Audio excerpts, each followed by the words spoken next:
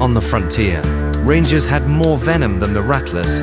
Many believed that they played an effective, valiant, and honorable role throughout the early troubled years of Texas. Well, this reputation is built on half-truths. Occasional acts of valor do not outweigh their acts against the former slaves of Texas. It is finally time the story be told right. This is Chasing Slaves, Not Justice, Rangers of Oppression. When thinking of slavery, Texas is never anyone's first thought. However, slavery in Texas was just as atrocious as any other southern state that honored the institution. Bought and sold in cities such as Austin or San Antonio, owning slaves was a normal occurrence in the Lone Star State. By 1837, Austin County was home to more than 430 slaves. And, like in other slave states, runaways were a common occurrence. To flee oppression, men and women in slavery would escape through a system of discrete paths to free states, commonly known as the Underground Railroad. However, many do not know that the Underground Railroad had paths that led farther south to the country of Mexico.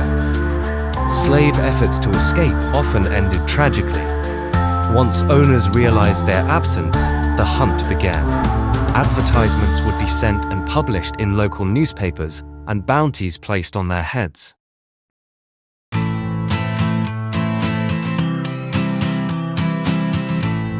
Where did the Texas Rangers come into play? Pop culture depicts Rangers as heroic men defending the frontier from outside forces.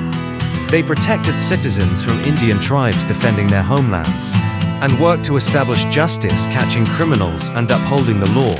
However, they had other duties. Texas Rangers would also spend their time hunting slaves for sport. Instead of serving and protecting, they put their efforts into brutalizing the fleeing enslaved people of Texas. Ranger John Jack Coffee Hayes pursued runaway slaves for slaveholders.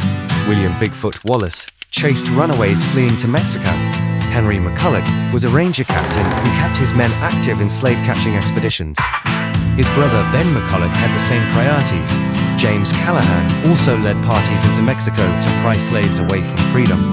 One of the most tragic instances of Rangers versus slaves occurred under the leadership of Texas Republic leader Edward Burleson.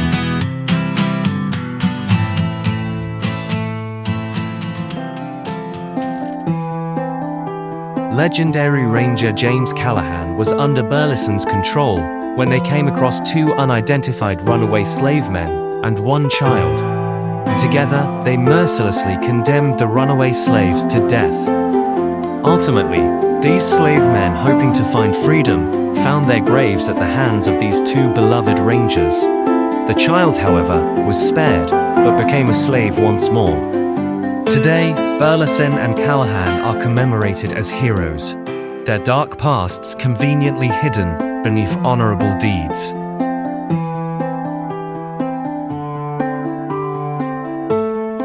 This is only one example of Ranger slave hunting. Further research has uncovered a plethora of instances like the case of Burleson and Callahan. It is now our responsibility to help correct the wrongs of the past. Sharing the stories of Texas slaves is a way to rewrite history with whole truths, honoring the totality of the past. Thanks for listening, and remember, things are not always as they seem.